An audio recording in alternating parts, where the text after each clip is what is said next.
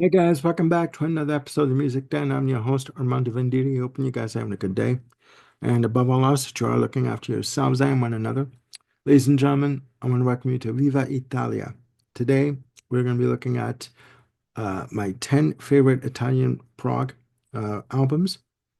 Now, I am no expert when it comes to Italian prog music, um, even though I am Italian and I do speak the language.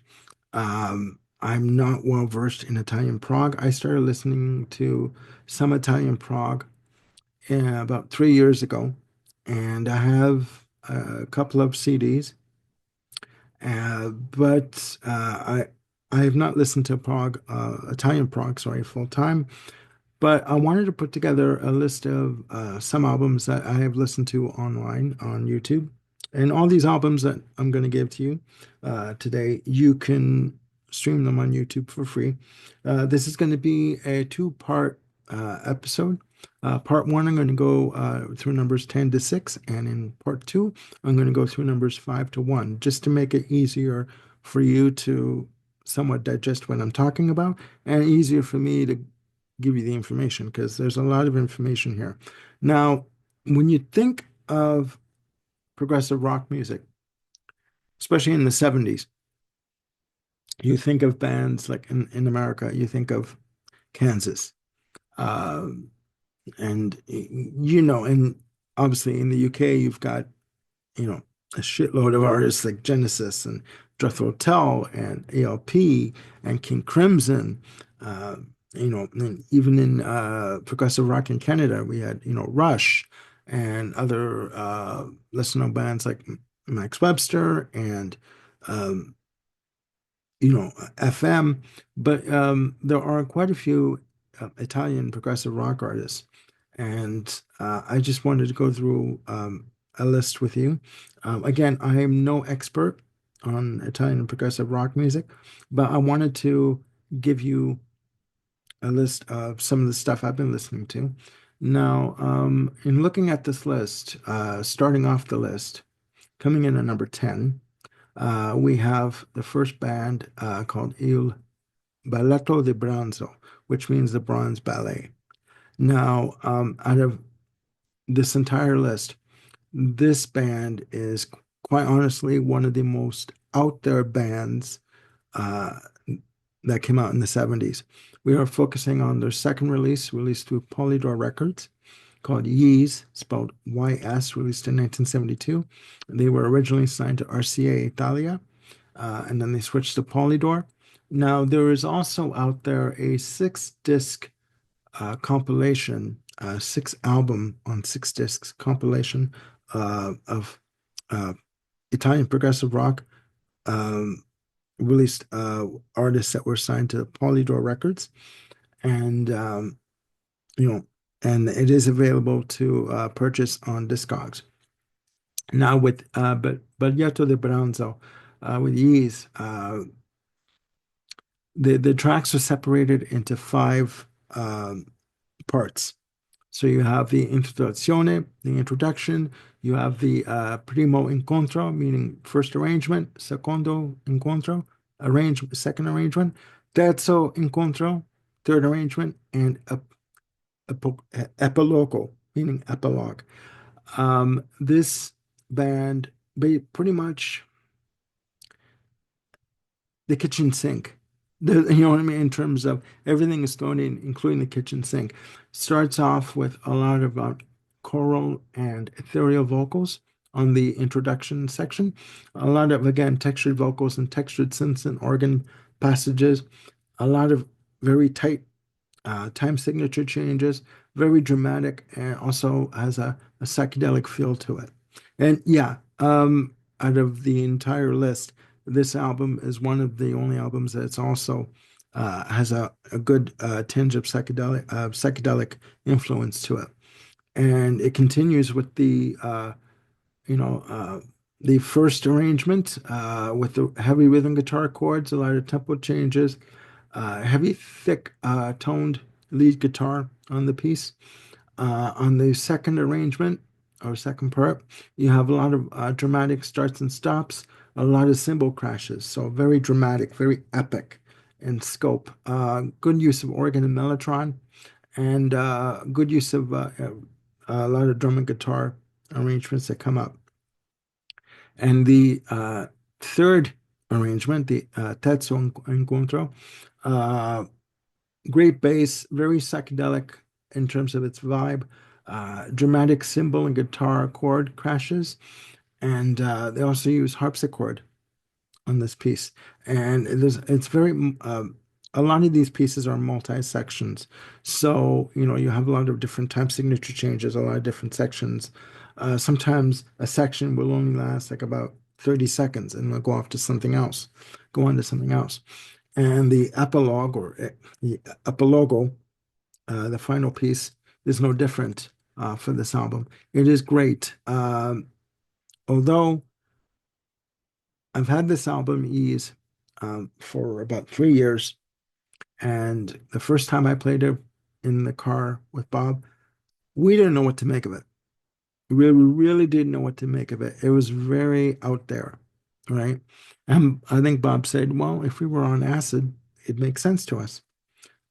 He's right. But I'm glad I have it because it's a very um, hard album to find on Amazon. You'd have to go on Discogs to get a good price for it. But that's number 10. Coming in at number 9, we have a band called Celeste. And this is their debut album from 1976, self-titled. Um, I do believe in some countries it's known as Principe di un Giorno. And it's the lead-off track. This album from Celeste, the self-titled debut, is by far on the list one of the most accessible albums that is out there in terms of Italian progressive rock. A lot of the music, a lot of lengthy instrumental passages, good use of interweaving acoustic guitars and mellotron and flute. Uh, you know, they do use what I call futuristic synth passages on this, but again, dripping with mellotron, like dripping, you know. It's a little joke that Jim Bricker and I have going on, but yeah. But a lot of use of acoustic guitar, very tranquil, beautifully played acoustic guitar, just amazing, amazing. Um, but what I like about, I should say too, about the Italian progressive rock artists, they use a lot of instrumentation like flugelhorn and bassoon. And bassoon is not an instrument that you would think that's used in progressive rock, but it actually is. With bands like Griffin, for their one album, Red Queen to Griffin 3, right? But it's also used on the Celeste album as well. Again, a lot of mellotron and sax, just fantastic. And just it's beautiful. It is just great. It's very tranquil, very pastoral, this album.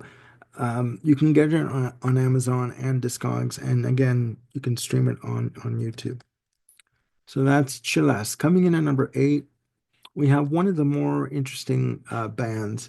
Um, the band is called Locanda delle Fate, and the album that they released, uh, their debut release in 1977, it's translated from Italian, it's translated into Maybe Fireflies or No Longer Loved, released in 1977 through Polydor. Polydor is featured on this list quite a few times in terms of artists. Um, and fantastic work. 8 tracks in total. Uh, the average time length for a track is like 6 minutes. I think the longest one is about 9 minutes and almost 10, like 9 minutes, 49 seconds. Uh, just great. And out of the entire list, this band does come across as very Genesis-esque in terms of use of flute, mellotron, The drums are fantastic. The acoustic guitars, the arrangements, very intricate, very tight arrangements, beautifully done. Unfortunately, when you translate some music titles from Italian to English, the translation gets lost in terms of the song titles. One of the song titles on this album is called White Glue Scent. Okay. You know, one of the longest tracks too, like 8 minutes and 23 seconds, but it's still good. It's still good. And it, you know, for some people, they do find it a bit off-putting to listen to an artist in another language. But if you can get past the fact that it is Italian and not English, I think you'd find this album very enjoyable. I got this album on Amazon, and it's quite good. It's quite good. And the next release from this band, Locanda delle Fate, was in 1993. So it was quite a gap between 77 and 93 for releases for this band, but it's still good. Coming in at number seven um, is a band that is one of the more rocking bands on this list, and they're called Semiramis, with their release from 1973 called Dedicato a Fras, or Dedicated to Fras. Um, I'm just going to say this too. As you can tell, it was very, again, interesting album cover on the graphic here. But what I was going to say was, in terms of the instrumentation on these albums, I like the fact that they used a lot of organic sounds like vibraphone, you know, instead of only concentrating on the use of mellotron. I mean, mellotron and progressive rock music go hand in hand in the 70s. But Semiramis,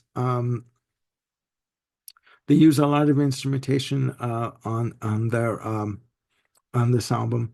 Use of vibraphone and mandolin. Um, One track in particular called Luna Park, which is the second track on the album. In my notes, I have here frenetic guitar intro, fast tempo, nice acoustic guitar, just beautifully done. And they're quite rocking, you know, heavy use of rhythm guitar, you know, just really thick chords. And they also use um, harpsichord on this album in terms of the arrangements. Beautifully done, beautifully done. And again, as you saw from the graphic, it's pretty much an interesting graphic to show, right? To have for your album cover. That's number seven. Coming in at number six and finishing off the list for part one of Viva Italia, we have, as I look at my notes here, we have Museo Rosenbach with their 1973 release, Zarathustra, released under Ricordi Records originally. This is set up in two parts. Part side one is the Zarathustra suite. It's been one of those days, guys. Zarathustra suite, and it's beautifully done, as you can tell from the album cover of Museo Rosenbach. It's very much an impressionistic type of art. Beautifully done. This suite. It starts off with a great timpani intro, great use of mellotron on this track. Very grand, very epic in arrangement. Nice acoustic guitar, and that would go through the entire first side of this album. A lot of use of heavy rhythm guitars and organ and mellotron. What I like too is they do a lot of twinning of mellotron and guitar chords together, or they just layer them up to get layer them in terms of just to get a really good thick, rich texture. Um, the one track that stands out for me is called Super Uomo, meaning Superman. Um, if my Italian is correct, and I do believe it is. In my notes, I have here great bass on this track. Um, multi sections on this piece. Uh, really nice use of tranquil synths and organs.